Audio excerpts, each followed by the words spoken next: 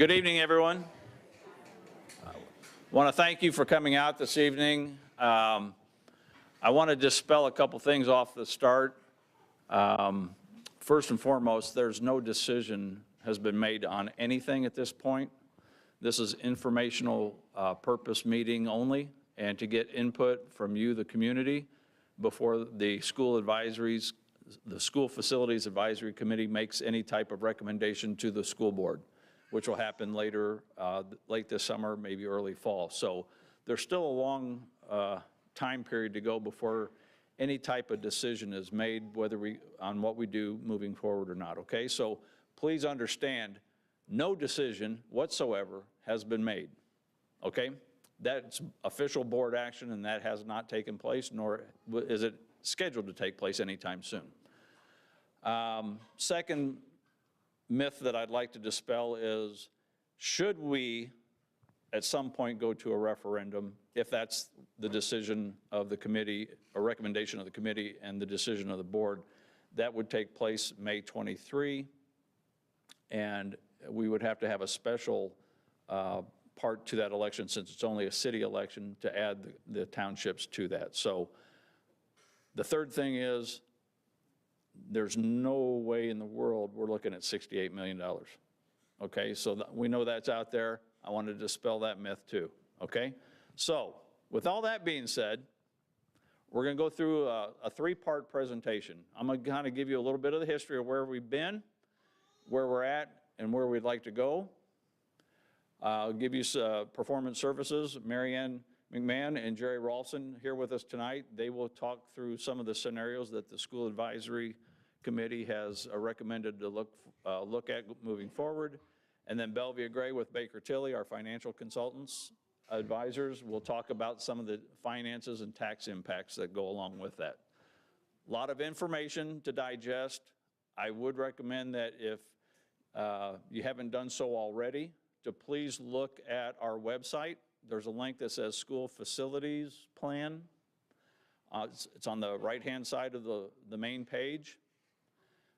All our information, everything that we talk about, the minutes of our meetings, the frequently asked questions that we've updated already, and we will update again after tonight's meeting if there are additional questions. All those things will be on there. There's graphs, information, all kinds of data that we've put together for you to look at. There's been 2 demographic studies that have been done, one in 2014, another one in 2019, that talks about our entire community and what the demographics of our community looks like and what it is forecasted to look like in the future. So all that kind of information is out there. The school facilities report that was done by administrators' assistants, it's on there. So all that information is on the website for you to look at. We want to make sure that you have all the information that we have, and that we are transparent with you, and we're not trying to pull the wool over your eyes or anything like that. We're trying to be good stewards of our community and looking to see what we can do to best serve our kids moving into the future. So with that, a couple things. We're going to talk about the background and overview of this whole process. Contemplated district configuration scenarios. We're going to go over 3 of them with you this evening. A financial analysis, and from those 3 points, we're going to break up into small groups, have that discussion. We're going to have some chart paper for you. If you have questions, concerns that you want to bring to the committee, we're going to have you have the members of the committee at various tables to be the reporters or recorders of that, and then provide those questions, concerns to us so that we can put those out on the FAQs so that our entire community can take a look at that and get a better understanding of what we're at.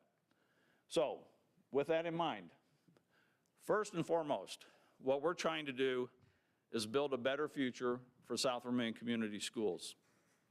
Not saying that nothing's wrong with our schools or with our school corporation, but if we're going to stay ahead of the game and to provide the best possible education for our students moving forward, we have to be future-minded in how we look at our schools and what, I've said this a couple times before.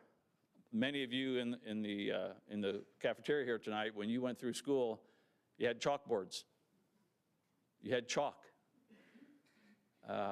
We don't use chalkboards and chalk anymore. We don't even use those fancy whiteboards anymore. We use projectors. We use these things here, these interactive displays. Technology is a part of education, whether we want to admit it or not. That's who we are, and it's going to just get more and more as we move down the road. So with that in mind, just to give you an understanding of where we are, where we want to be, and what we feel is important. So our mission statement for South Vermillion Community School Corporation is to provide academic and social experiences that nurture the potential of all students to be productive, creative, and moral citizens. That's what we want for every student that walks into our schools. And to get there, we have a vision that the South Vermillion Community School Corporation is the pride of our community, where students and staff are safe, they're secure, and they're responsible lifelong learners. That's our mission, that's our vision. But in order to get to that, there's certain things that we have to all agree to believe in. And we believe there's a number of important things that we have to keep in the forefront. A safe and secure educational environment. When your kids leave your home, you expect, and we expect for them to be safe and taken care of. We also believe that education is a shared responsibility of the school corporation and you, our community. We also believe that providing opportunities for all students, not just a select few, but every student who walks in our building to reach their full potential. And that they have academic and life skills expectations for every student in every school to be successful. And we want to provide an educational plan which involves the curriculum, what we teach, the instruction, how we teach, and assessment to gain mastery. And that it's not something that they can just breeze through. It has to be challenging, and it has to be aligned district-wide, corporation-wide, from kindergarten through 12th grade. So that sets the backdrop for what we're here to talk about tonight. This whole thing started about 8 years ago. This isn't something we just thought up overnight. We've been tracking our enrollment. Every year, the fall ADM, our official count day, we see what our enrollment is, grade level by grade level. And we look at it from year to year to see what the trend has been. In 2005, I think was the first year I had that information, we had well over 2,000 kids, grades K through 12, in our school district. Today, we're a little over 1,600, right around there. The overall trend since 2005 has been a declining enrollment. Our schools were built to house a certain number of kids at a certain time when programming was different than it is today. Those buildings now hold fewer students and have more enhanced programs in all three elementaries, in our middle school and our high school. But that trend is declining. The 5-year projection for our school corporation in the next 5 years, just under 1,500 kids, grades K through 12. That's a projection based on the previous 10, 15 years. There is a little glimmer of hope in that projection when we look at our elementary numbers over the last 10 years and where it's going. We're seeing a plateau, if not a slight increase in our elementary numbers. We're keeping our fingers crossed that our projections hold true. They have so far. We've been pretty much spot on our projections over the last few years. The 3 elementary schools have served their purpose. The problem with the 3 elementary schools is they are the oldest buildings in our school corporation with the highest maintenance needs. And we're going to get into that a little bit more as we talk about the infrastructure, the mechanical aspects, and the roofing and all the fun stuff that goes along with that, not to mention the utilities of the 3 buildings. Oop. So what we want to do is focus on improved and enhanced teaching and learning opportunities for your kids. We want you, hopefully you expect us to provide a quality education for your kids, starting at kindergarten, all the way through high school. But what we feel is the most important aspect is getting them the best possible educational opportunities at the earliest levels. It's not saying we don't do that, but what we can do is improve how we do it. And when we have 3 schools with small enrollments and small classes in some schools and larger classes in the other, it's an unbalanced aspect in trying to make sure we give the same quality of education for every kid in each classroom in each building. It begins to get tough. So we want to focus on those learning opportunities. It's a need for balanced class sizes at grade level alignment and have that continuity throughout. It's for the teacher's benefit and for the students' benefits. When we look at some of the class sizes in our 3 buildings on the same grade level, there's a big disparity in some cases. When one school is having 25 kids per class and another school is having 12 or 13, those teachers aren't getting a fair shake. And it's because of not only the demographics of where the folks live, but it doesn't help when we're trying to align our curriculum in the best way we can. So putting those balanced classes together, putting those grade levels in the same building allows for a better collaboration with our teachers and allows for better achievement for our students. We want to be able to provide the best educational opportunities for them. So, as I mentioned earlier, it all started back in 2014 with a demographic study that, for the most part, bottom line was, in 2014, the general statement was our community is aging. We're getting older. We don't have as many students in our buildings. We're not bringing in families who have school-aged children. It's just a sign of the times back in 2014. And it wasn't getting any better. The recommendation in 2014 to the board was simply this: create a way for the elementary schools to be aligned grade specific.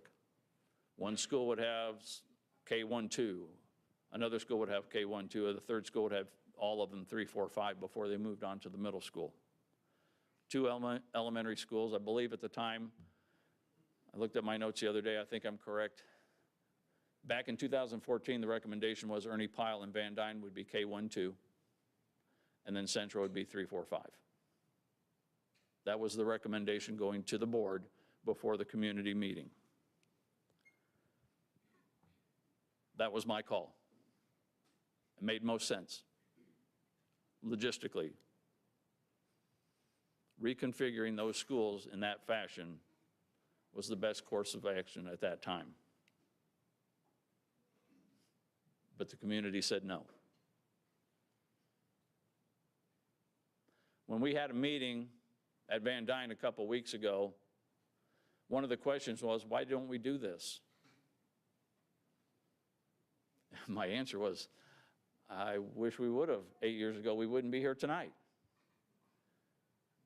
But we've gone on now, 8 years later, things have gotten a little bit more,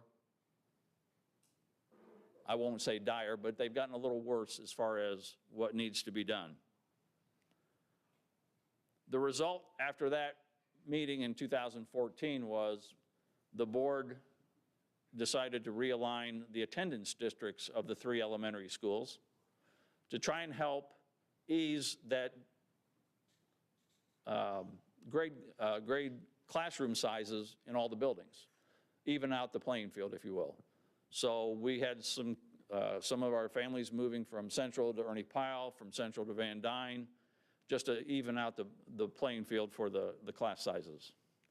The trick was, we have this thing called an elementary transfer request. And that kind of offset that whole process, because if you needed daycare and had to come into town and all that, we approved those transfer requests. So it didn't really help matters any. So that was 2014, moving forward.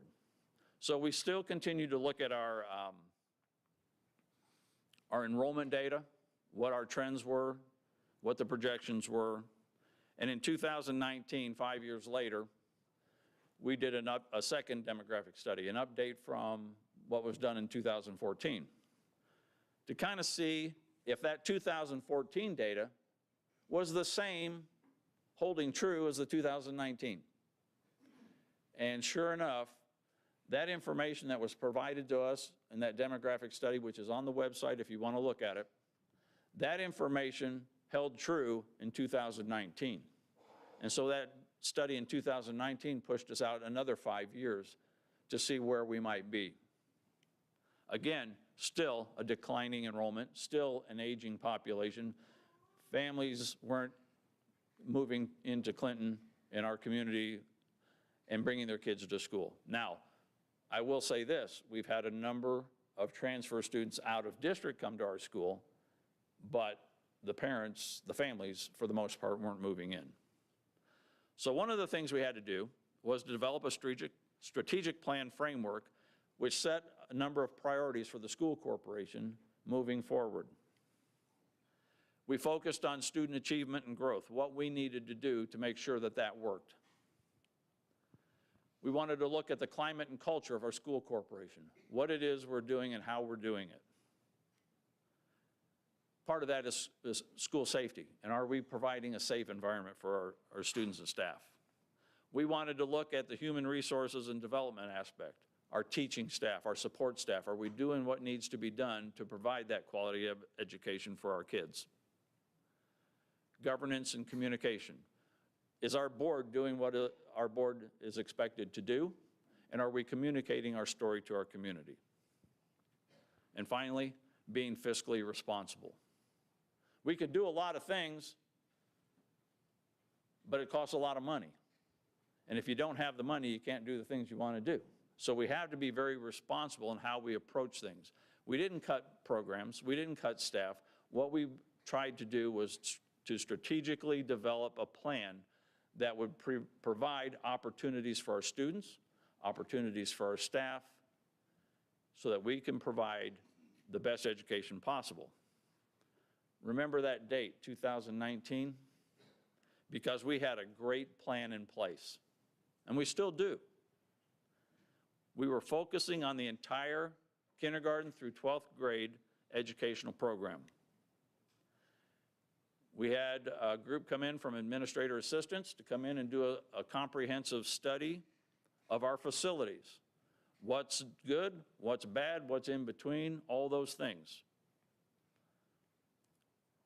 One of the priorities that they were given by the board was elementary grade level in the same building to provide the best opportunity with the resources we had, okay? 2019. You don't see anything in 2020 because what happened in 2020? The world stopped turning. We put a stop on pretty much everything. We had to refocus our efforts on creating a safe environment for the health and safety of our students and staff.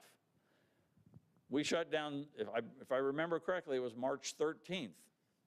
We shut school down. In-person learning ended. We went straight to e-learning. Everything we were preparing for and getting ready to do was shut down. COVID did a number on us, as it did everybody else, in every way, shape, and form. So we put a stop to that facilities study. We put a halt to it. 2021 rolls around, we get it restarted, we had to regroup. Oh, thanks, Jerry. Hit it again. Yep, there you go. So they wrapped having that hiatus during COVID. After we started getting back into some bit of a groove with school, we called on them to finish the study. And they provided options, and this is on the website again, for consideration. Now understand, options for the board to consider. They provided this report to the board June, I believe, of 2021. And these are things for the board to consider. So we're going to go through those real quick for you. One option was not change anything, just upgrade and renovate the existing buildings.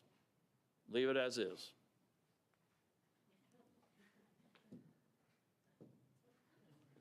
I'm learning. The second option was to close one elementary building and consider grade level options at the other two. They did not identify what elementary building, just close one. Third option was to close and repurpose the middle school.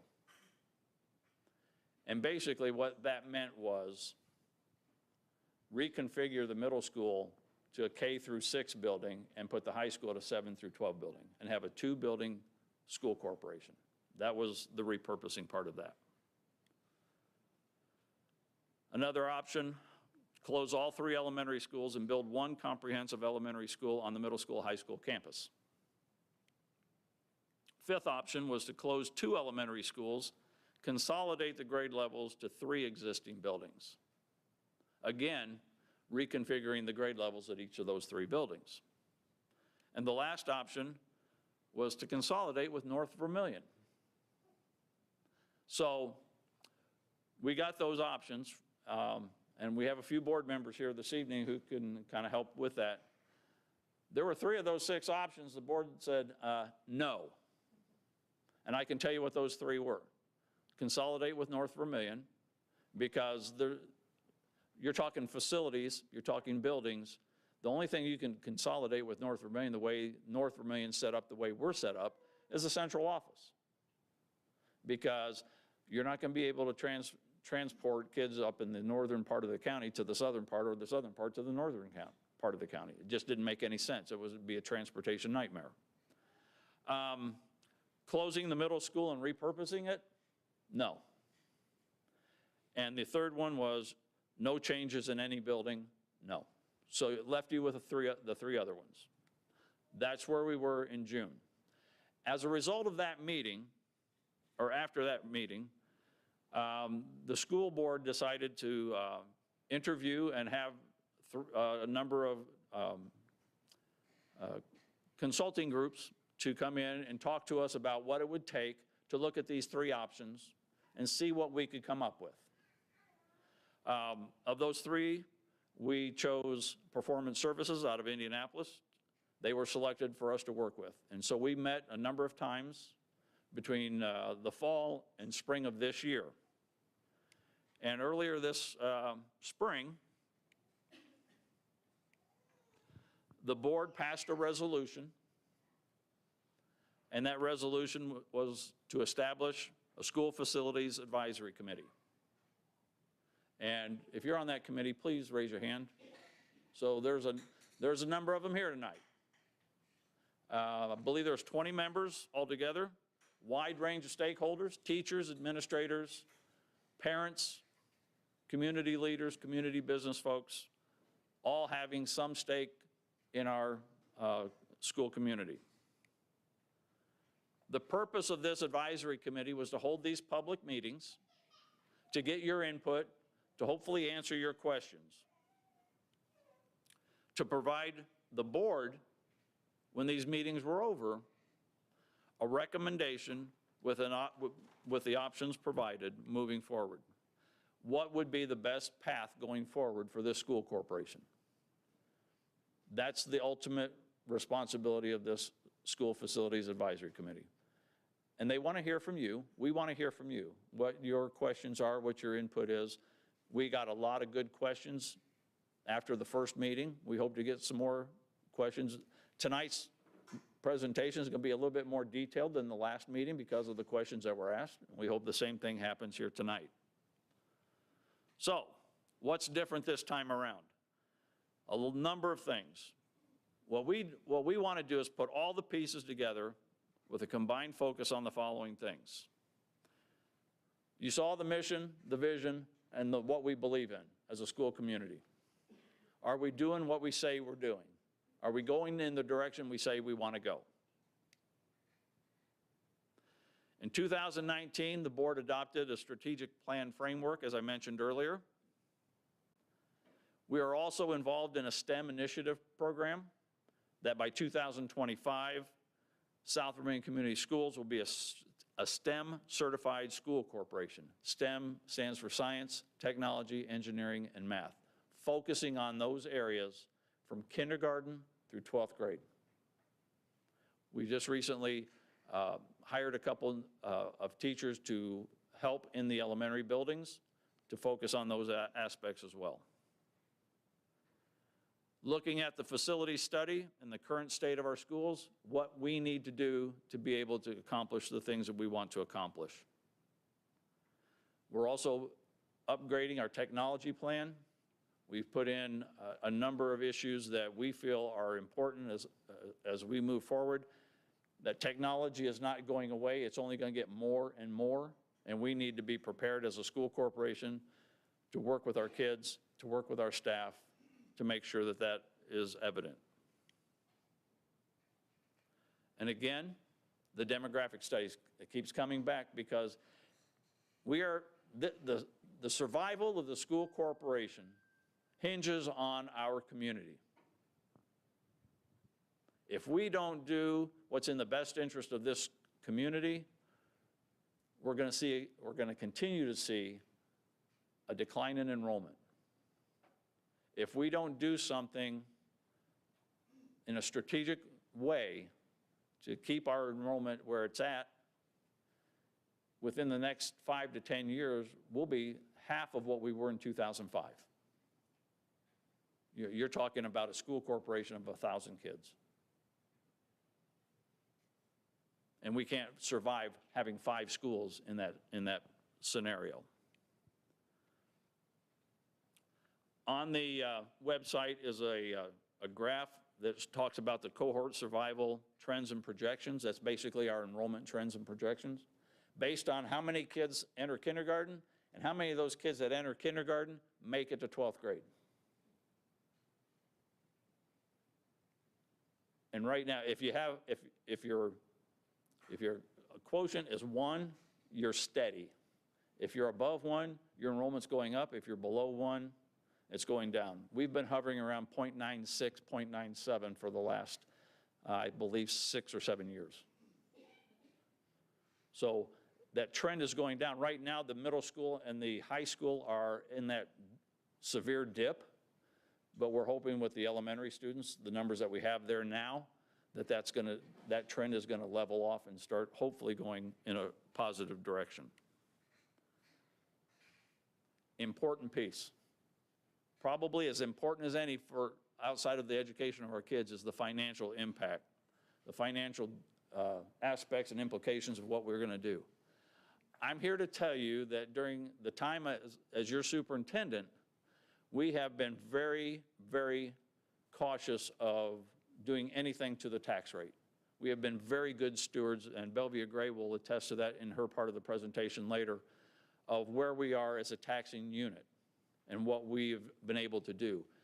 We have done major projects in this school corporation over the last 10 years only when we've had debt to fall off so that we didn't have to raise taxes. And if I'm not mistaken, I gotta go back on my memory again, our tax rate today is lower than it was 5 years ago. We actually had a dip for a year or two where we didn't have any projects and we had debt fall off. You got kind of like a tax break from the school corporation.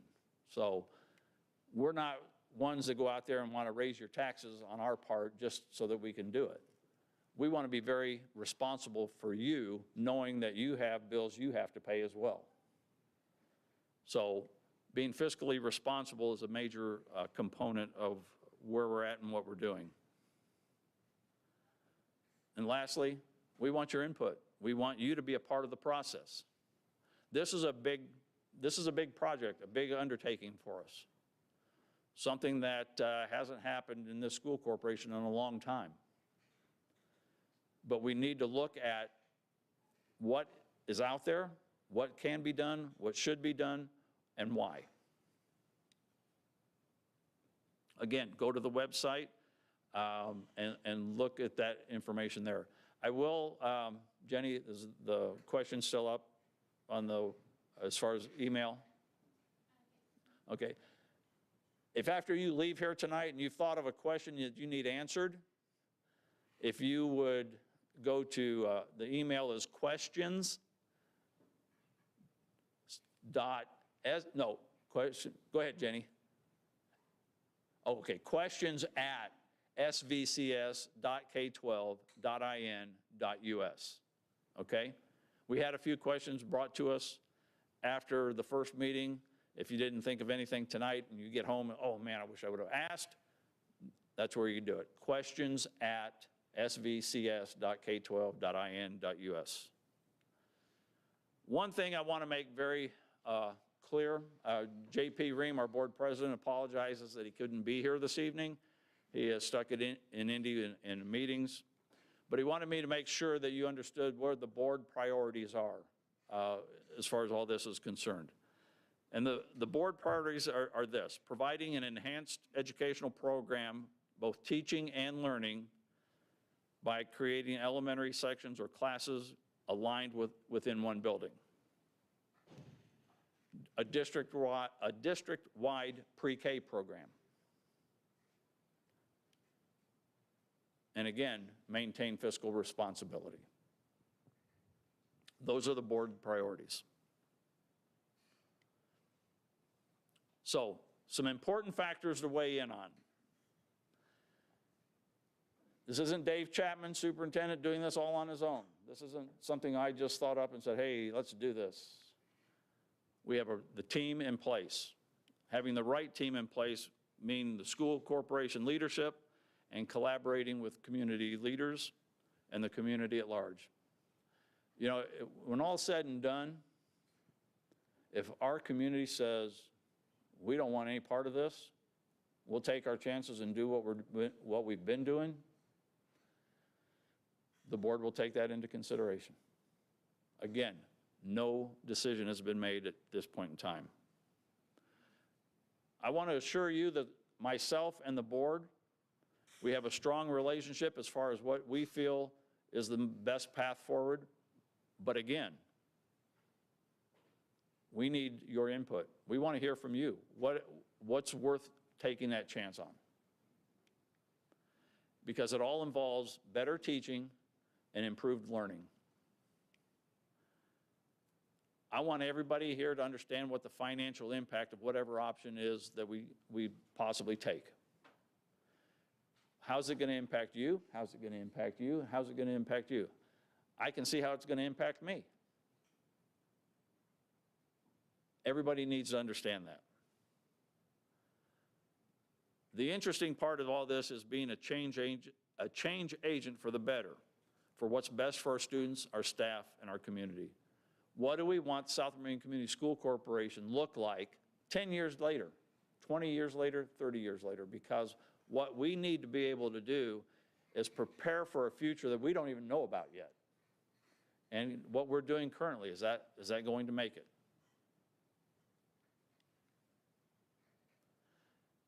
It's just not something that somebody comes up with and says, hey, let's do this, and everybody says, okay.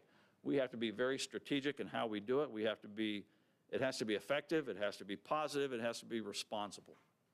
We need to make sure we do whatever we do for all the right reasons. Because there's young ones in here tonight that are going to be impacted by whatever decision we make. There are teachers in this room that are going to be impacted by the decisions we make.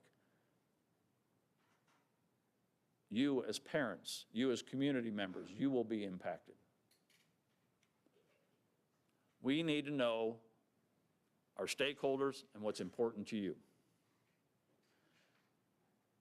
And I say this only because I want you to think about it. I know there are emotional ties to every school. I know that there are those out there say, if it was good for me when I went to school, it's good enough for my kids and it's good enough for my grandkids. I understand that. But we have to look at what's in the best interest moving forward. And that's the educational priorities. I want every one of these kids that are in here tonight to get a great education. The teachers are here to give them that great education. We just need to make sure we have the tools for our teachers and the tools for our kids to make that work. And we need to learn what we're up against. We learned a great deal at our last meeting, some of the things that we're up against, and we will continue to learn. But we need to understand why and how we can address it. So, moving forward, we feel that there's a new plan that's needed in our elementary program, K through 5. There needs to be continuity in teaching and in learning. There needs to be a new focus on pooling our resources and our staff. We need to be able to access enhanced programming to the benefit of our students. Do some of the things that we want to do, but we can't do because something's holding us back. We need to be future-minded within our learning environment to prepare our kids for a world we don't even know what it's going to look like when they graduate. You know, those kids that are just starting school right now, I worry, I really do, for a lot of reasons. What they're going to be up against when they become young adults, and what our community, what our state, what our nation is going to be like, they need to be prepared. We need community support. This community has been great. I have had zero complaint with regard to how the community supports our schools. I have been very blessed during my tenure here to work in a community that is so supportive. But we need that support moving forward too. It's not just today or tomorrow. We're talking decades. Because what happens here is going to impact people that aren't even working here. You know, this would be things that are taking place long after a lot of us are gone. That's the purpose that we're trying to make here. This isn't just a quick fix. This is a long-lasting endeavor. The fiscal responsibility for today and down the road is imperative because whatever it is we do,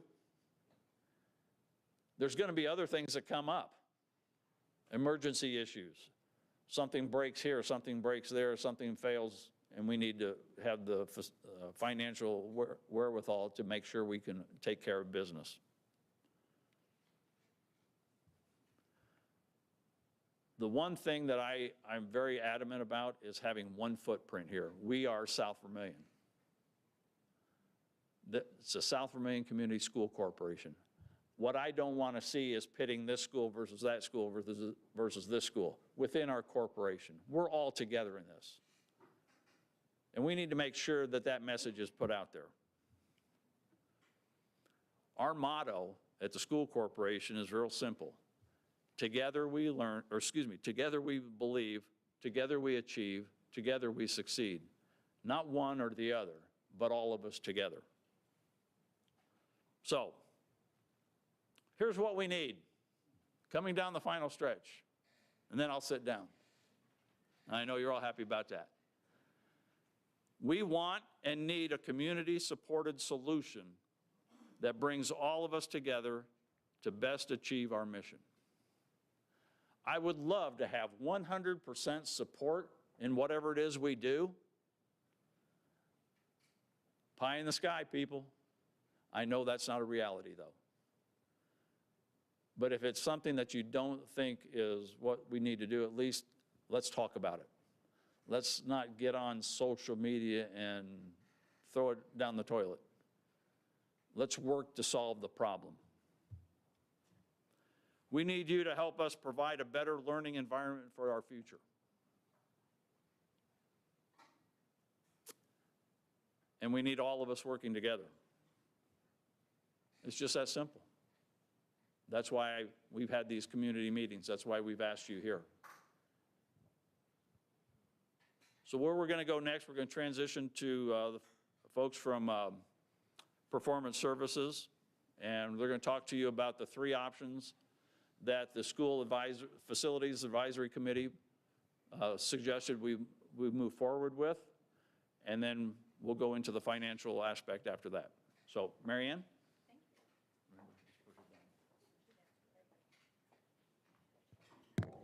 Good evening, everyone.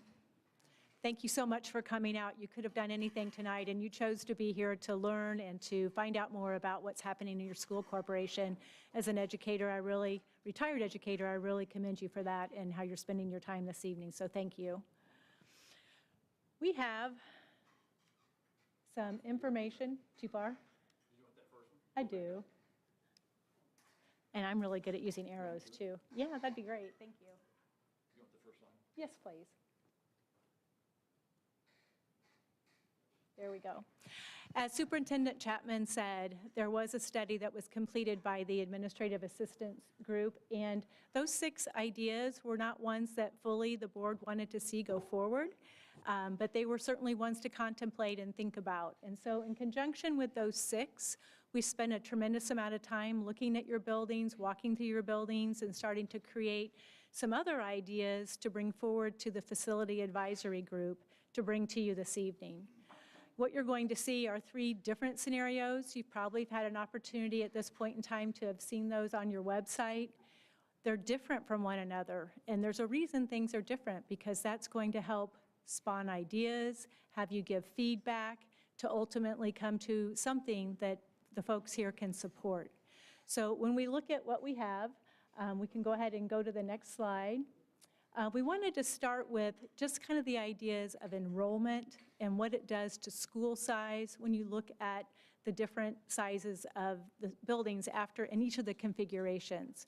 And so let's first start, though, with where you are right now to give you an idea of school size. Right now, Ernie Pyle is your smallest K-5 elementary building with 213 students. Van Dyne to the west has 239 students, and Central is under 300 at 294. So that is the variance in those 3 buildings. Your middle school is grades 6 through 8 with 359 students, and the high school 9 through 12 over 500 at 510 students.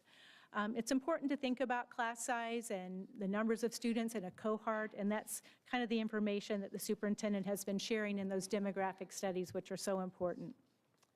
If you go to the next slide. So that information starts to come together into some new ideas, and those are the 3 contemplated scenarios we're going to share with you this evening. This is also on your website, very difficult to see from the seat that you're in, but I'll give a brief overview of the 3 scenarios, and then Jerry Rolfson and I are going to kind of tag team and talk about those in more detail. So the first scenario is one that did sort of come from administrative assistance, and that is to have a new K-4 building on the middle school, high school campus. One of the things that evolved, though, was the idea after walking through the buildings, we know that the middle school actually has more capacity. There are more students it could fit in. And so by moving your 5th grade into the middle school, you can actually accommodate that under the current setting that you have. In that first scenario, the high school makes no changes. It stays as 9 through 12. The second contemplated scenario is to have Van Dyne be a primary building. The middle school becomes an intermediate, grades 3 through 8, and the high school again remains unchanged. And the third scenario has Van Dyne as a pre-K kindergarten center, with the middle school actually becoming an elementary, grades 1 through 6, and then the high school becoming a secondary building with students attending in grades 7 through 12. So let's kind of break down that first scenario for you and talk a little bit about what that would do to student enrollment. This is the one that would make a new building, K-4, on the middle school, high school campus. What that would do is create an elementary building with a reconfigured enrollment of around 620 students. The 5th grade moving into the middle school, grades 5 through 8, would make a reconfigured enrollment of 472, And the high school would still be the high school, 9 through 12, with 510 students.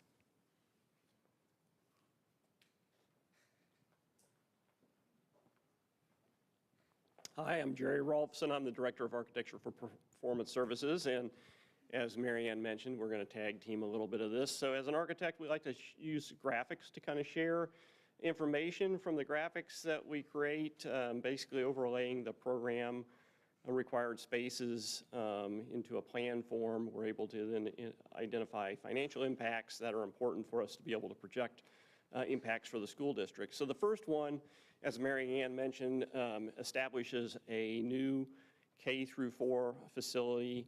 That K through 4 facility would be at the central campus.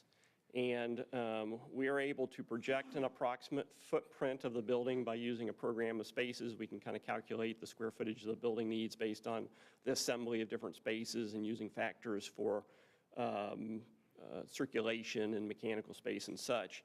And so you can see how that placement would be located potentially on the site of the campus. It would require a purchase of some additional land in order to accommodate that. There's not enough current space or land available on the campus, so there would be a little bit of land purchase necessary. And this is just one scenario or one potential solution for that new building. It shows how it might be interconnected with the internal circulation of the campus and how it might impact play fields and things like that that are already there. Okay. Then at Van Dyne becomes a pre-K building, pre-K facility, and potentially would house also central offices. The existing central office could be transferred to another use. The building wouldn't require any additions for that, so there would be some minor renovations when it comes to the pre-K program to make sure it's outfitted properly for that age group, and then a degree of renovation would be needed for creating the central offices space. That building then also would undergo some infrastructure renovations to support as well. So in each one of the scenarios where we're reusing existing buildings, even if we're not impacting space in a reconfiguration manner, there would be the infrastructure support that would go along with that.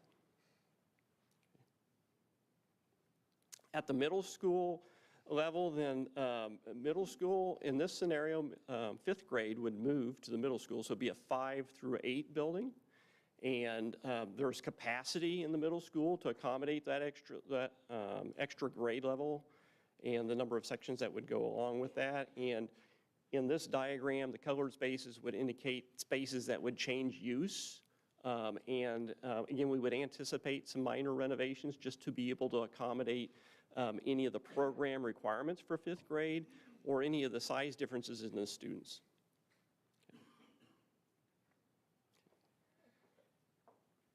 A little bit about scenario number 2 in terms of enrollment and how that would look differently throughout your counties. Basically, you would have Van Dyne as a primary building, which would be pre-K through grade 2, projected enrollment around 400 students. The intermediate would be grades 3 through 8, with approximately 715 students using today's numbers.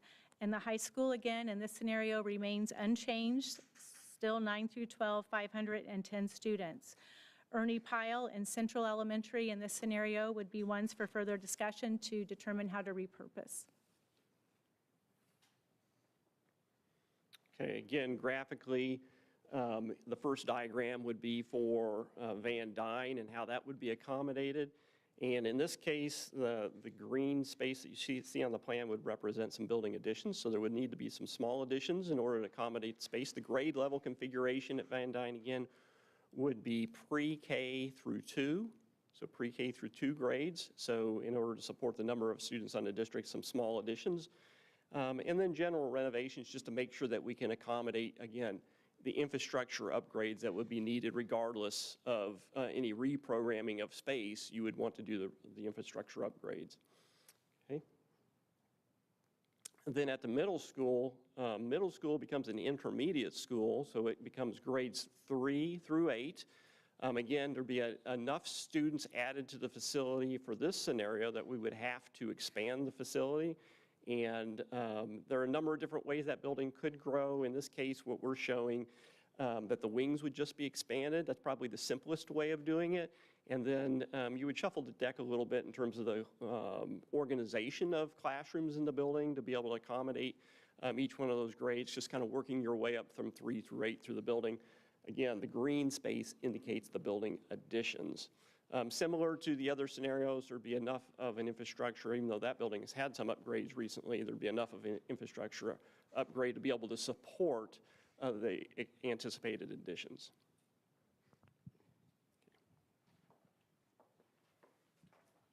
The third scenario in terms of enrollment would allow for Van Dyne to be a pre-K kindergarten center. With current numbers, that would be approximately 150 students. However, there would be space to expand your preschool program if that were desired. The middle school would become an elementary school, grades 1 through 6, with approximately 700 students, and the high school, 7th through 12, so that would be more of a secondary building with 750 students. Again, Ernie Pyle and Central Elementary would require conversation on how to repurpose those buildings. Okay, graphically, again, starting with Van Dyne, you can see then with this scenario what would happen with this particular configuration. So it is pre-K, so preschool and kindergarten, and the facility would require small addition for pre-K in terms of rooms. And is that right? Small addition? I get that right. Make sure I get my scenarios right. It's a small addition for pre-K, and then an extension on that wing, and then the other wing would be available for other program use, like an alternative school or adult education space. Then the configuration at the middle school level, then that's grades 1 through 6. And so similar to the last scenario, then that would have to grow to accommodate the number of classrooms. And in a very similar manner, the classroom wings would be expanded. The same number of classrooms approximately would be needed. And there'd be, again, a little bit of a shuffling of a deck. And then for the high school, then the high school would also require, now this is going to be grade levels 7 through 12. The biggest thing with the high school is really subdividing the buildings so that you could create a 7th and 8th grade component of the buildings to separate the 7th and 8th graders from the 9 through 12 high school population. So a small addition that would help kind of support that separation, the ability to separate. And so you can see the small addition would be located kind of on that north end of it, and then a renovation of that particular portion of the building as well. With a separate entrance, by the way, you would have a separate designated entry point for middle school to keep that component kind of isolated from the high school. And then I mentioned that through the graphics and being able to overlay program on the buildings, we're able to do a projection of costs. And so you can see through the 3 scenarios there, the most expensive scenario would be scenario 1, which would be the new elementary K through 4 building on the high school campus, that at about $49 million. The other 2 scenarios just coincidentally ended up being about the same amount of financial impact, about $20,800,000 for the district. So both of them similar impacts.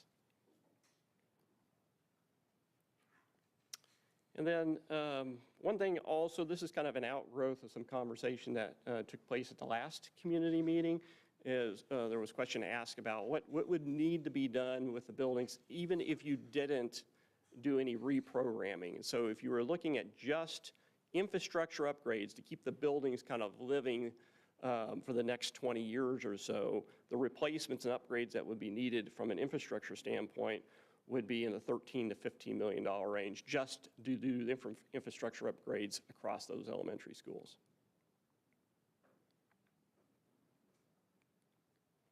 And the last component, you wanted to cover this one, or do you want me to cover the time? Okay, the timeline, then the preliminary timeline then for the things that would be occurring based on the track we're on now. Community meetings, of course, occurring over the summer. The facility committee recommendation to the board is anticipated to occur in September. And then from that, a board decision on a project would be made in either October or November, depending on the kind of the direction then that goes, referendum or no referendum. If there's no referendum, design could begin in February of 2023. If a referendum pathway is chosen, the referendum would occur in May, as was mentioned earlier, would occur in May of 2023.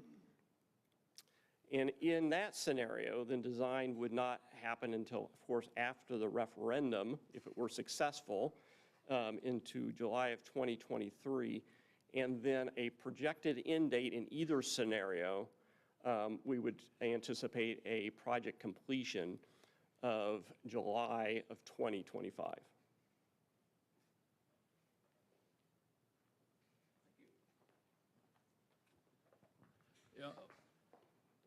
Again, we're giving you this information so that you have something to think about and understand where we're at and what we're thinking.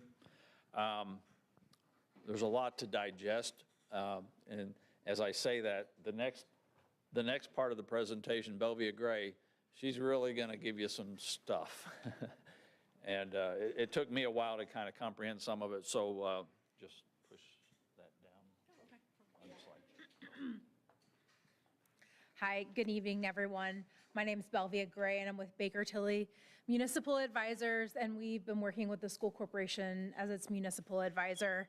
And to Mr. Chapman's point, there is a lot of really dense information in here, so if you have questions, please make sure you submit them. We'll do our best to continue to explain it until it makes a little bit more sense, because there are a lot of intricacies in what I'm going to be talking about tonight. So normally, as a part of a normal presentation, we really kind of go through tax impact.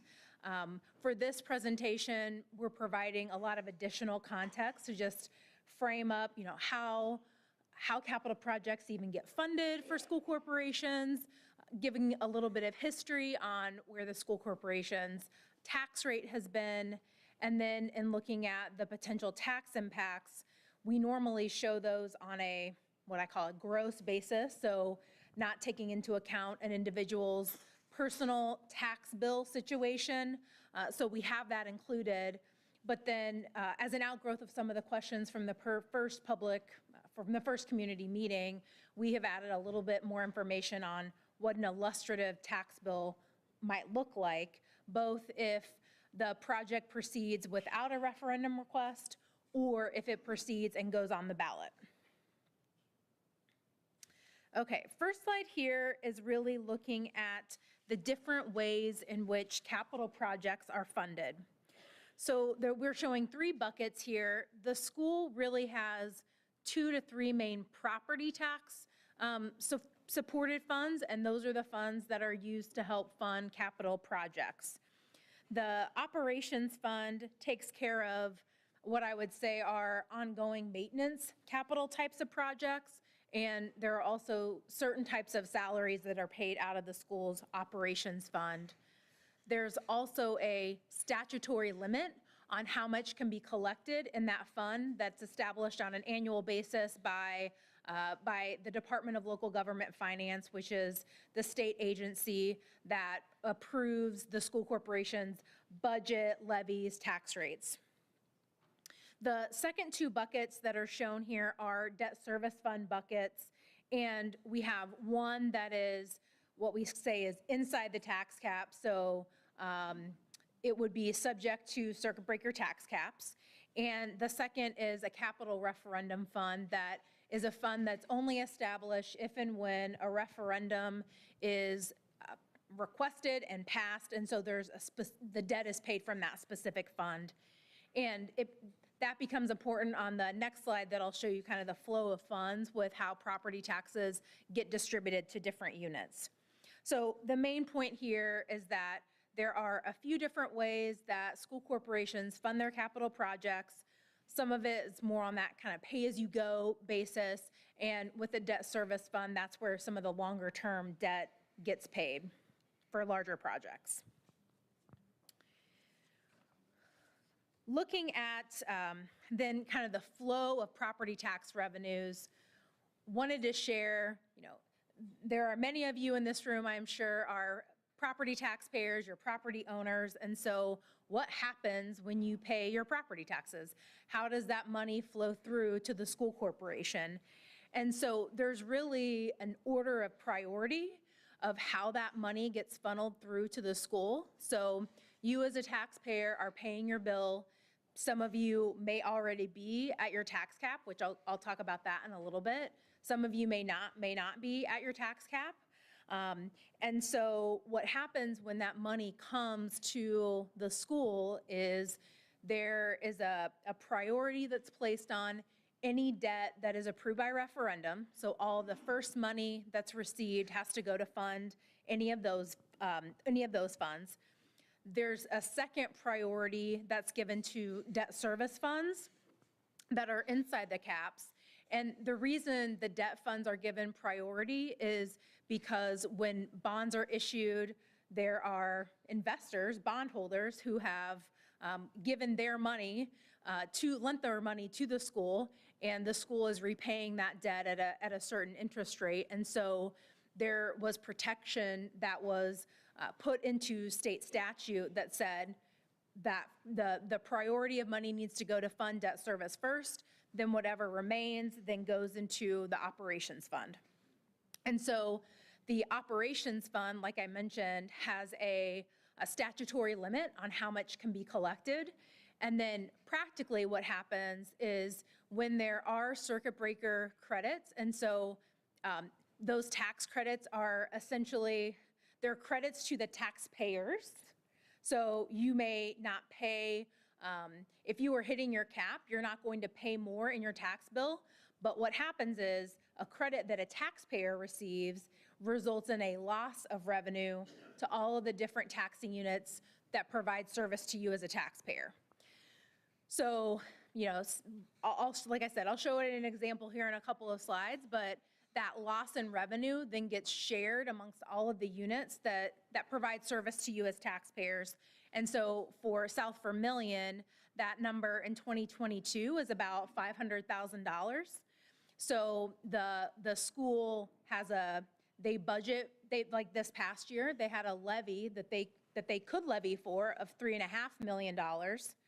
We're only expecting them to receive about $3 million of that. So their plan to spend that money out is based on $3 million of money received versus the 3.5. So that's kind of how the flow of funds works for a school corporation. This slide here, I'm going to skip to the next slide because that shows the information really in a more graphical format, but this is all of the school corporation's outstanding indebtedness. So this shows what the outstanding payments are on all of the debt that the school has. So you can see, that does have a pointer, maybe not. So you can see that the school has all of its debt fully repaid by 2033 with all of the existing debt that it has. And we're showing here the school has what we like to call as a stair-step type structure. So there are a few years where debt remains the same, a step down, remains the same, a step down, remains the same, debt gets paid off. Part of the reason why we establish debt structures like that is to continue, as schools have needs that continually come up, we like to create debt structures like that to help with conversations around tax rate management. If you're in a situation where you're maybe wanting to maintain some of those overall payment levels, that can't always be achieved, but that is how this South Vermillion's debt structure is currently established. To provide a little bit more context around tax rates, this schedule here, and I believe all of this information this presentation is on the website, right? Okay, so it's kind of small on the screen, especially if you're in the back. So you can look at it on the website, but The pieces of information that are contained on this schedule show both the school corporation's historical tax rate and also the taxing district tax rate. So starting from kind of the top half of the page, the school corporation's tax rate for 2022 is around $1.06. Last year, it was at $1.14. So there was pretty significant increase in assessed valuation for the district, which caused the school's overall tax rate to decrease for 2022. So you can see a few years ago, it was at 95 cents. Then it went up to $1.15 and stayed there for a few years. And then this year, it's down to about $1.06. So just for some historical perspective, I know people have just been paying their property tax bills, so I'm sure you were paying attention to that. And I know that when we receive property tax bills, it also shows a comparison of, maybe what you paid last year versus what you're paying this year. So that's something to be aware of. The other piece down at the bottom is the total certified tax rate for a district. So each of you lives within a certain taxing district, and depending on where you live, you may be paying taxes to the county, to the township, maybe to the city, to the school corporation, and to the library. So all of those people who tax you individually, that rate combined from all of those different units is what comprises the taxing district. So you can see down there at the bottom where the district tax rates are for the school corporation, for those who live within the school corporation's boundaries, and those really range in the $2 to $3 range. That information becomes important as you as community members are evaluating some of these options, because I know, as great as all of the options look, I know that when I come in, the big question is, well, how much is this going to affect me, right? And that's a good question. That is a question you should be asking. So one of the pieces that you need to be thinking about is, where do I live, and how might this affect me personally? This graph right here just shows some history on where the assessed valuation has been, and really South Vermillion's assessed value has been pretty steady, but then over the last couple of years has increased, and like I said, for taxes payable in 2022 actually went up about a little over 11%. Moving on then to the kind of the potential tax impact, and then also how that looks for individual taxpayers. So based on the information that Performance Services has provided, we take the estimated proceeds that they are projecting might need to be available, and then we add to that certain costs of borrowing. So you can see that for scenario 1, we're looking at a borrowing amount of a little over $50.2 million, and for scenarios 2 and 3, a little under $21 million. And we would be looking at repayments of about 19 years each. The maximum repayment term for property tax supported bonds in Indiana is 20 years, just for everyone's reference. And the way that we ran this was to look at what we call a level repayment. So basically, the total principal and interest due in every year is the same in year 1 as it is in year 19. So that's the way we ran it. We decided for purposes of the community meetings to try to keep it a little more simple. And once there has been additional discussion to kind of narrow in on those options, we'll come back and provide a whole host of options to kind of show any sort of configuration that might be requested. 2 other things to note. With the option for scenario 1, which is the new elementary school option, we're showing a tax impact of about 62 cents. And as a result of that, that means that if you remember the graph from a few slides ago where we showed that downward sloping debt structure, that would really take your capacity, that would really remove some of that flexibility for bringing on additional projects really for the foreseeable future for almost that 19-year time frame. So, if we have clients who select that type of option, if they say, well, this is a once-in-a-lifetime project, we don't think that we're going to have any substantial projects over that time frame, so they're comfortable with that. We have other districts where they want to still have some of that flexibility, and that flexibility is an option with the scenarios 2 and 3 that we have combined here, and we're showing a tax impact there of about 20 cents. And so then that would provide some flexibility in future years. Other needs that get identified that need to be addressed, those can be handled. All right. So the next couple slides, these are small, but I did put these into the FAQ. So if anyone has accessed them, you should be able to see the annual and monthly tax impacts. So what we're showing on here is impact for homestead properties. We're showing it for agricultural land for an acre, and also for 100 acres of agricultural land, and then also per $100,000 of commercial and rental property. This also represents what I like to call the gross tax impact. So this again doesn't take into account your individual tax situation. So these really are estimated maximums. And so what we have shown here is for the homesteads, for example, the market value of the home, which is generally the value that, in the past we would say, it's generally the value if you were selling your home you could get. There's definitely a disconnect between those numbers nowadays, but basically the value of your home. Then for homestead properties only, those types of properties are eligible for different types of deductions. So there's a standard deduction and a supplemental homestead deduction.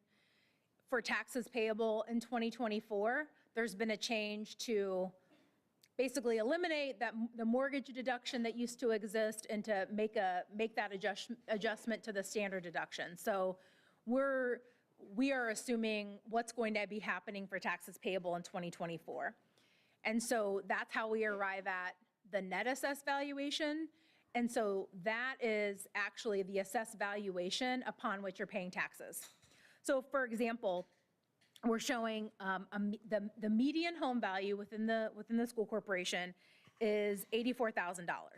So for an $84,000 home, the net assessed valuation is $23,400. So that is that $84,000 home, they're actually paying taxes on $23,000 of that.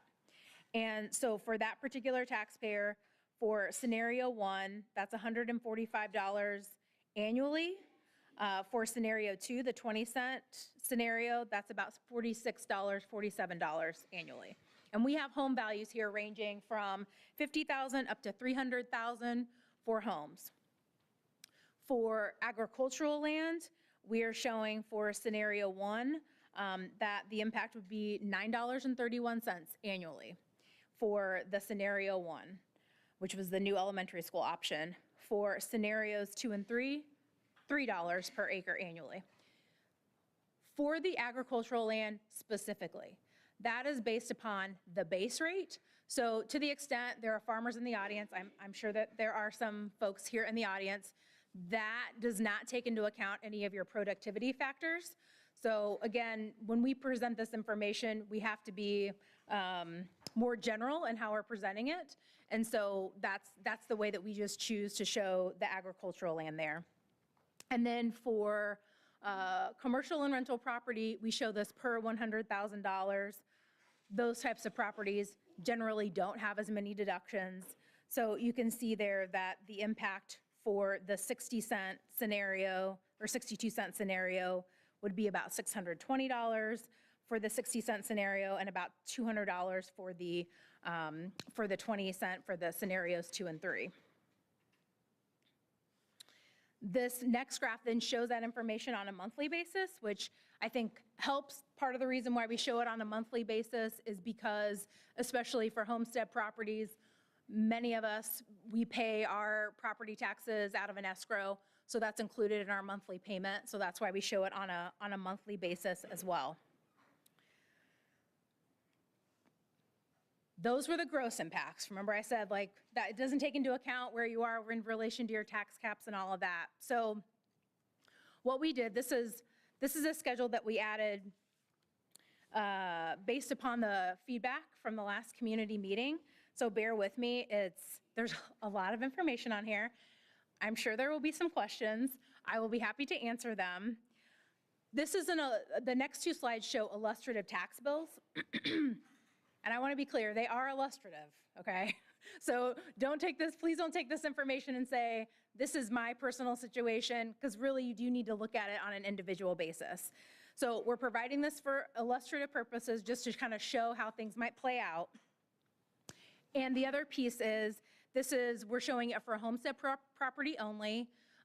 You may own a property where a farm, for example, you might have a home on your property. So that property may be subject to, a homestead property is subject to a 1% tax cap, okay?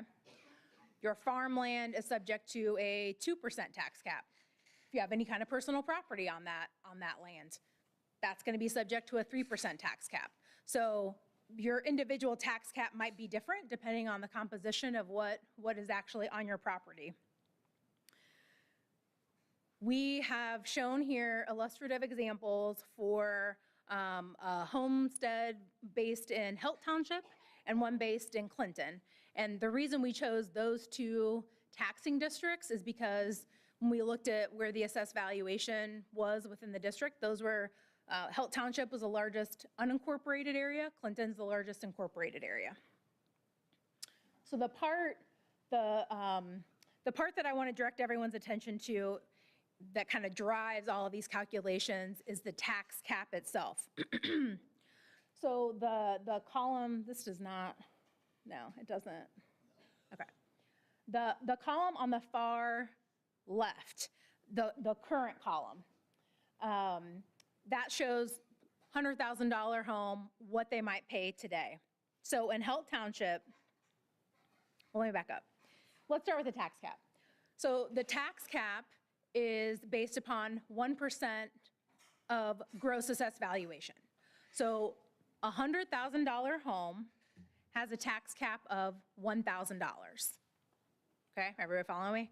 1%, $1,000, okay. To the extent that the school corporation issues debt, does anything that is not approved by voter referendum, that cap stays the same. So $1,000 today is the cap. If the project moves forward and it's inside the tax caps, still $1,000. Even though I just showed you tax impacts of 20 cents, still $1,000. So, but if the school, if a referendum is requested and it does go to ballot and it is successful, that individual's tax cap gets adjusted. So instead of that tax cap being $1,000, it's going to be $1,000 plus whatever that taxpayer owes for that referendum debt. So for a $100,000 home, that's about $210.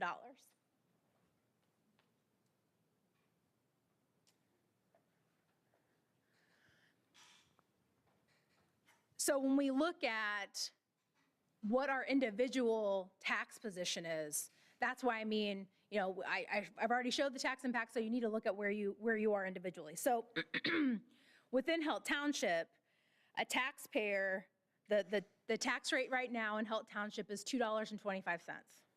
So probably if you live in Helt Township and you have farmland, that farmland is subject to a 2% tax cap. You already have a cap on how much you're paying on your farmland. You're already at exceeding the caps. If you looked at your tax bill, you would see a tax cap for that portion of your tax bill. So likely, if you are living in one of those townships and that tax rate, that total district tax rate, remember that total district tax rate is what you're paying for the county, township, school, library.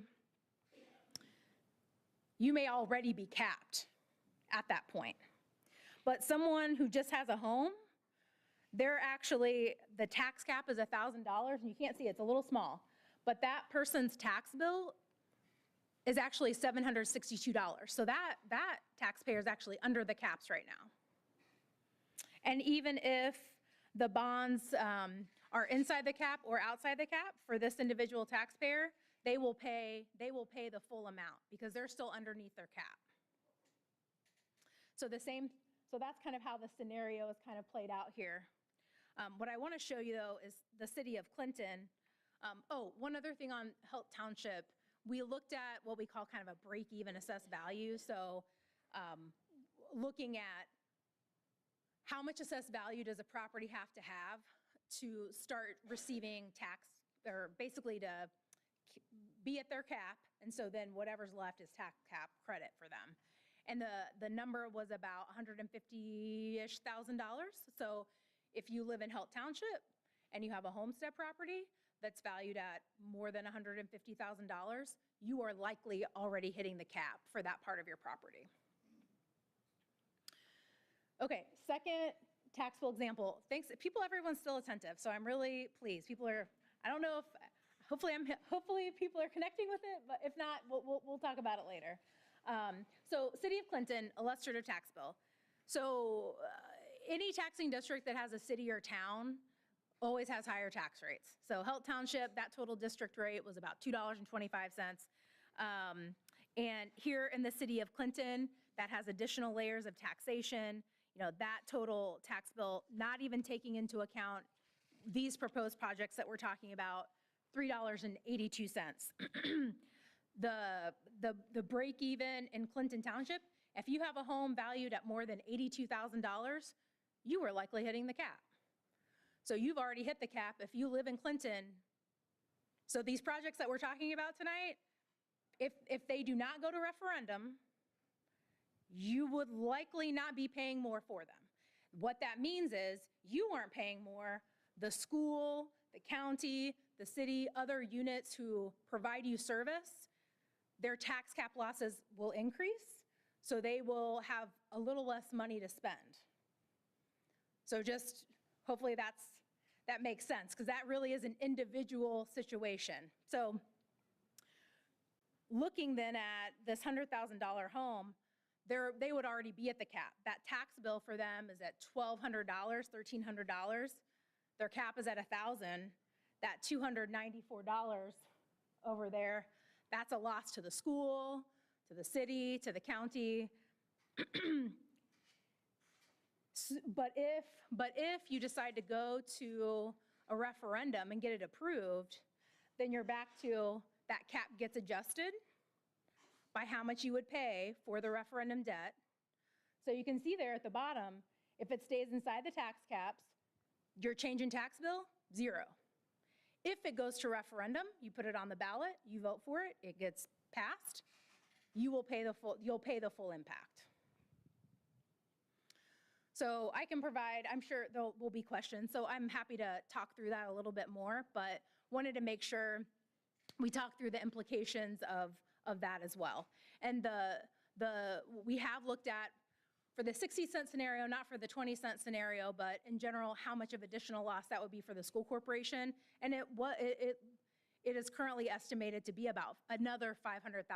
So the school would need to find a way to continue service in the way that it wants to and absorb that loss. Okay, that's all I have. That's plenty. I'm sure they are. Okay. What we're going to do next is the committee members are going to be scattered around at various tables to have a little discussion with you folks. We got chart paper here for you to write down questions. We may not get to all of them tonight, but we will update them on our website on the FAQs much quicker than we did last meeting because we had to get some things put together for that.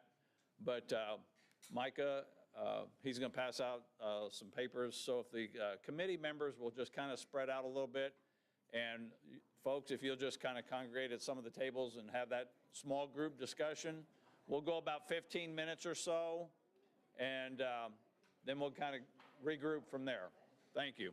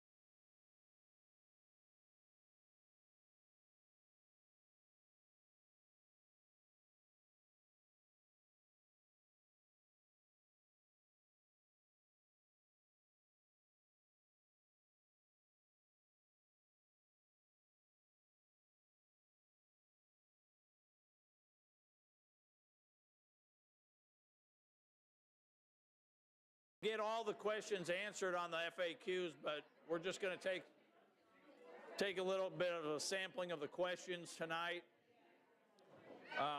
So we're going to ask the committee members who are doing the note-taking to identify a question or two from their group.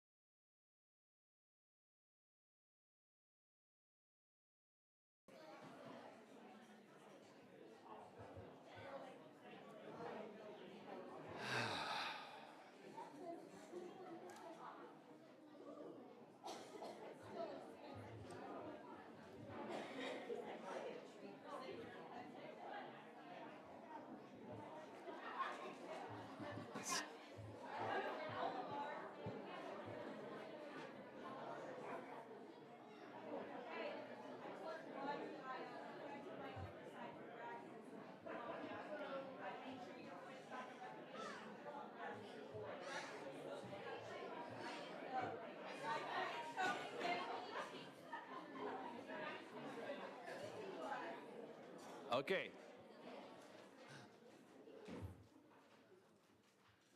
So here's what we're going to do. Based on my observations, I don't think anybody wants to be here past midnight. And looking at these chart papers, there's a lot of questions. Some may be repetitive, but what we're going to do is I'm going to ask each committee member who has the chart paper to ask one or two questions from that paper. We're going to take these chart papers with us after tonight, and we will add the questions that we don't already have on the FAQ sheet onto that. We're going to work together to get those answers for you. I'm not going to sit here, or stand here, I should say, and tell you that we're going to have the absolute answers for all these questions tonight. Because part of the process is to get your questions so that we can gather back together and come up with answers that are pertinent to the questions that you have. And some of these questions may lead us to determining what direction the committee goes. Now, I will say this, and I said it at the last meeting. These three options that we discussed tonight are not the end-all, be-all options. There may be a meshing of one or two or all three, or maybe some other ideas that come up from these community meetings. What we're trying to do is to come up with the best plan moving forward for this school corporation. It may be one of these three options. It may not be one of these three options. It may be an option that we haven't even thought of yet. But these are the things that were brought to us from administrators' assistants, from performance services, and we're moving forward with. I hope everybody is of the same opinion that something needs to be done moving forward. Maybe, maybe not, but we need to do our due diligence in coming up with the best plan from this point forward, okay? Again, I'm prefacing this by saying there's no guarantee I can give you an absolute answer, or any of these people over here can give you an absolute answer to your questions tonight, but we will work on getting those answers for you, okay? So. My first question, I think you can get the answer. The most important question you presented, the $12 to $15 million renovation on the schools, was that per building or overall all three elementaries? It was all three. Thank you. So just to clarify, you're saying you can do the things you need to do to earn Powell, Van and Central for 12 to 15 million? 13 to 15, and that's just for the major components. It could go higher. And that's important aspect, Jerry, correct me if I'm wrong, but the important aspect of that is that's today's dollars. And just to clarify that further, that is for infrastructure renovation only, so things like mechanical and electrical infrastructure, plumbing infrastructure, but not finishes or casework or programmatic change, things that you might want to do educationally differently. That's not factored in. That's just to keep the building kind of up and running. But the other figures that you quoted, those were to keep the buildings up and running, plus to make the program. Plus, yep. The 20 million. Yes. Or the 49. Exactly right, yep.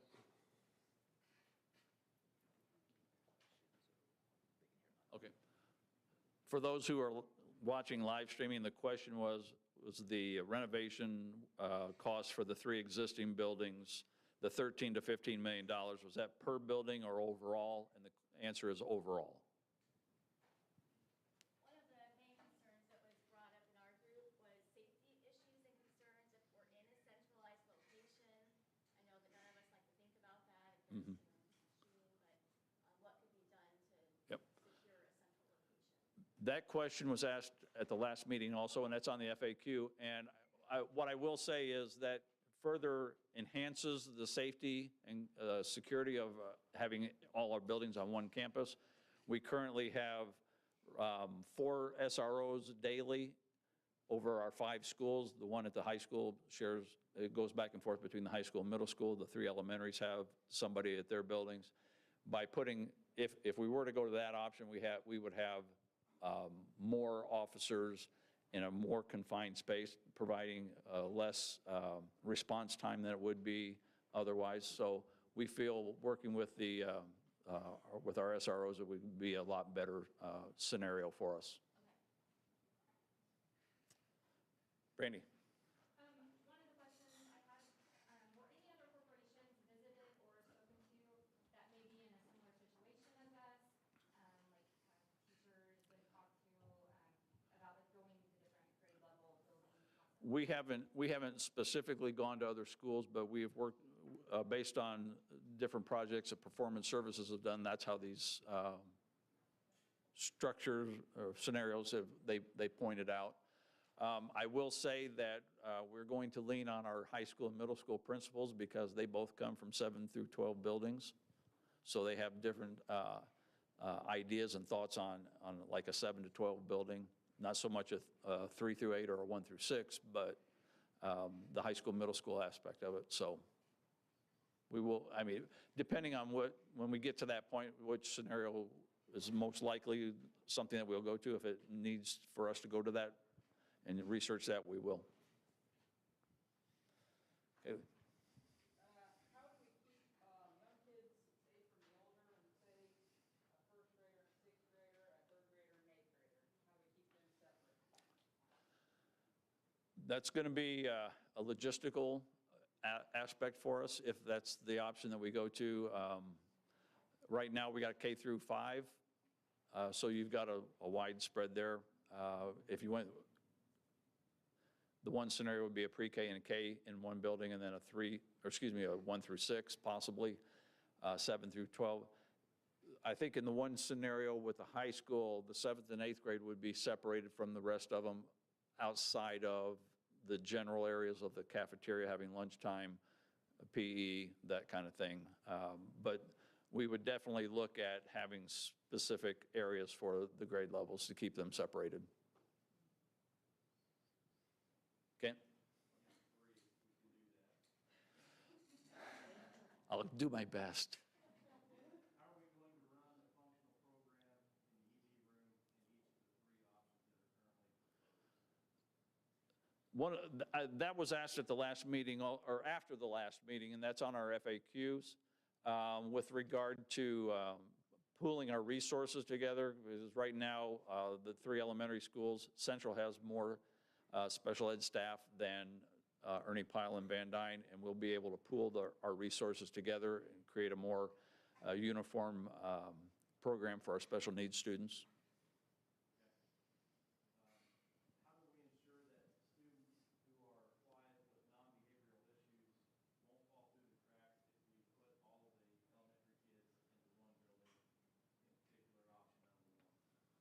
in particular option number 1? We're not looking at cutting staff, okay? We talked about that at the last meeting. The class sizes will still be relatively the same, only more balanced. As far as Can I stop you there? What does more balance mean? same number of students in every class. Instead of at Central, the classes are generally larger, more students in each class than they are at, say, Ernie Pyle. Pardon me? Carly, how many kids were in your class this year? 21. And that's second grade? I'd say a better example will be next year where we're projecting, like second grade at Central projected at 27, 28, and probably at some of the country schools it's much less than that. Kim, yours was in the high teens? Is the school at full capacity? We have had more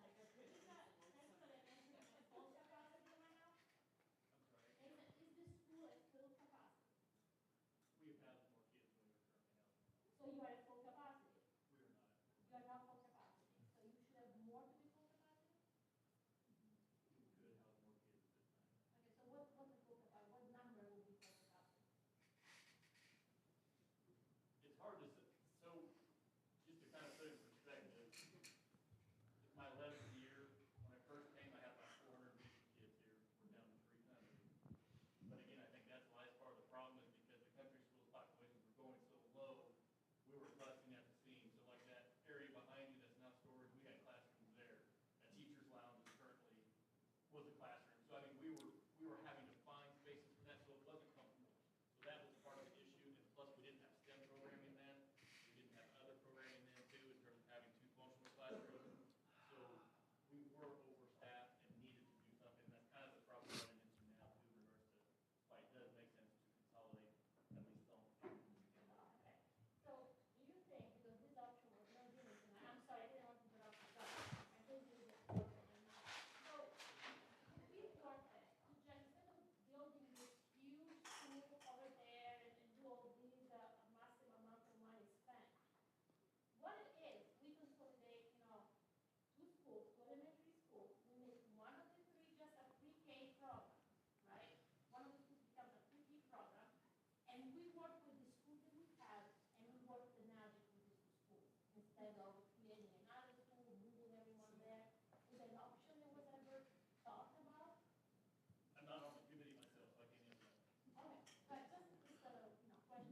That's kind of a molding of a couple of different options. And I will tell you this, in my remarks earlier, we talked about that in 2014, and the community said no. Well, but the community 2014 is not the community now. I understand that. We're looking at it. I understand that. But I just want, I just gave a historical perspective of where we've been, okay? And again, as I said, nothing's off the table here. These are, well, you presented 3 options. These were the 3 options that the School Facilities Committee recommended we bring to the community meetings, okay? So that's what we're doing. This school will be closed according to those 3 things, right? Possibly. The 3 options means that the school will be closed, right? Could be repurposed to something else, yes. You already have a purpose for that? We haven't gone down that road yet. Okay. And then that's my concern, because, you know, you're presenting 3 options that effectively mean this school is gonna be closed, but you guys are not bringing, an option for the school, what the school will become. The committee may even come to us and say, have you considered this as an option? Well, but, like, I think that. It's there. And with all respect, with all due respect, I'm just saying that if you guys are coming tonight with 3 options that were extensively explained, and you guys basically are telling us that these are the best, not the options that we're bringing you guys tonight. These 3 options mean that this school is gonna be closed, and you have not thought what the school will become. I don't know, I think it's disingenuous as an effort, honestly, because if Okay. you wanna, if you're bringing 3 options, that means the school is gonna close. Okay. You should also think what the school will become, you know? We've had informal conversations with individuals, so, you know, we're still a long way from that point, okay? And we're not there yet, but we're giving you the 3 options that were presented by the School Facilities Committee, yes. One more, Kent? I'm only letting you do this because you're my neighbor, man. Could we amend the advisory committee to include a special ed teacher? We just want to ensure that these students have a voice in whatever options we. I don't know about amending the committee. It's something the board will have to discuss, but, I mean, we're gladly take any input we can or that is brought in by any special needs staff.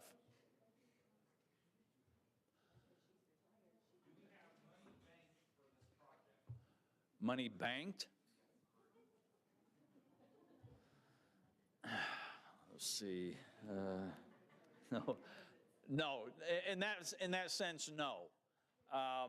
We work off what our debt capacity is. Bellevue, maybe you can kind of elaborate a little bit on that. Looking at what we can afford to borrow, if you will. Go ahead.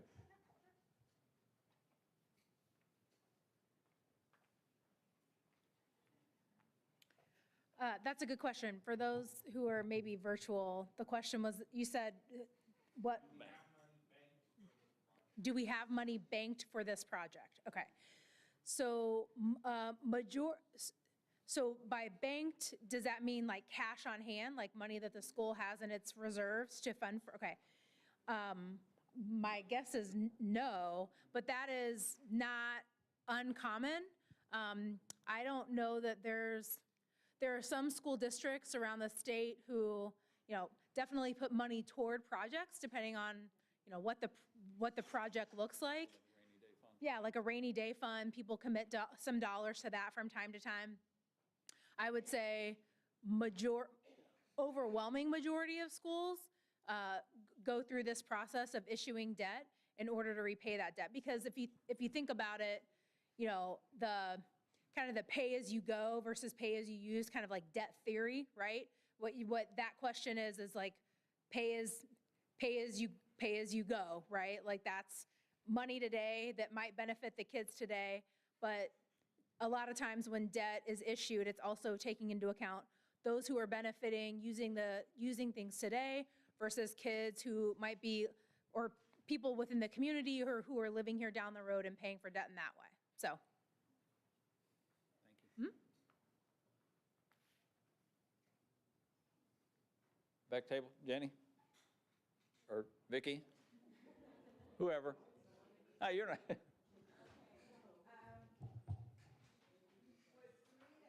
to 8, so many kids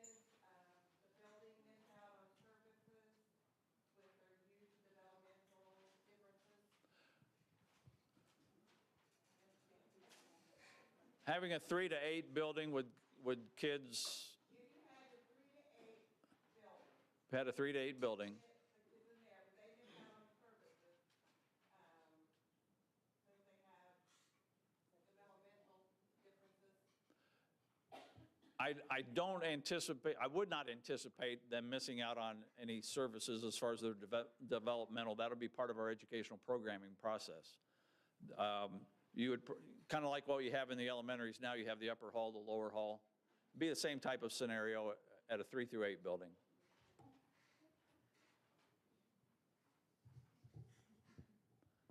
John?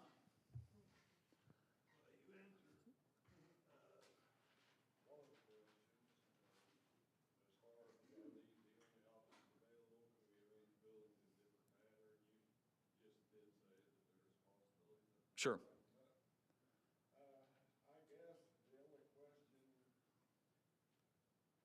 that could really be answered at this point would be how would pickup and drop-off work as far as whatever option you chose.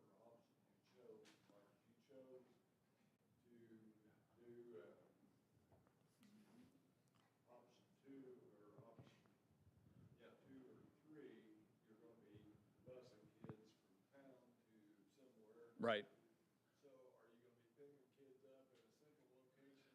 That's part of the logistics of transportation is what you're talking about, right? Yeah. Okay, so we've had discussions with Michelle, and I know she had to leave early this evening, but we're having discussions with her about various scenarios of transportation with the start and end times of the elementary versus middle versus high school, and who would be on what buses, when and how long and all that. So looking at the logistics of the transportation, depending on which option we go to, there may very well be a central drop-off pickup location, or, you know, for example, if we went with that option 1 with a new facility on the middle school, high school campus, you'd be having all the direct drop-offs, pickups from the schools at different time for the elementary versus the middle school and high school. So the logistics, you know, are there. Not impossible, but we need to fine-tune them as we get closer to a decision that we need to make. The logistics right now are pretty intense. On technology, clearly the technology is strong as we build the new schools. So 2 questions to that. As we go forward, is there any plans to help when we go to e-learning and to increase that kids can get the internet at home? Well, That's something that's even part of the plan, that even part of the responsibility of the school yes. district, or not? Yes, it is part of the plan, but the DOE kind of put a wrench in our thought processes there with the new legislation on e-learning days.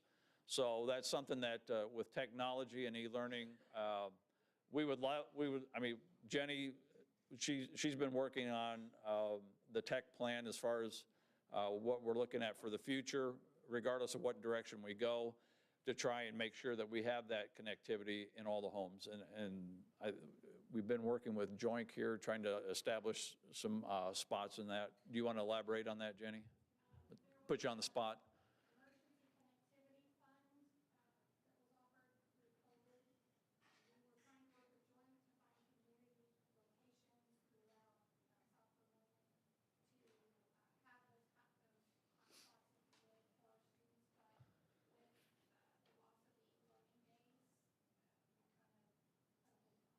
But with the loss of the e-learning days, we kind of put a hold on it. The second piece of that is on the cost. If you just renovate the schools, and maybe just go to 2, the cost was given, but what's the cost to upgrade the technology? If you're gonna have a STEM program that works, the renovation to fix the heating and everything, that's one thing, but what's the cost built in for the renovation to upgrade the technology to have it set up that a STEM program can work and going forward in the future? That would be part of that one that wasn't included as far as the utilities and all that are concerned, correct? So that would be on top of that 13 to 15 million. So do we have any idea what that would be? I guess that's kind of. We haven't estimated it. That's programming related. Yeah. We have to work through that. Okay, we'll get that to you. I think we've hit all the tables. If we could get the chart papers collected, I know there's a lot of questions, and we're going to work like dogs to get the answers. We will have this PowerPoint presentation on the website tomorrow morning. And we will work on the answers to all these questions. If they're repetitive, obviously we'll answer them once. We appreciate you coming out tonight. Thank you very much. Have a good evening for those who are listening.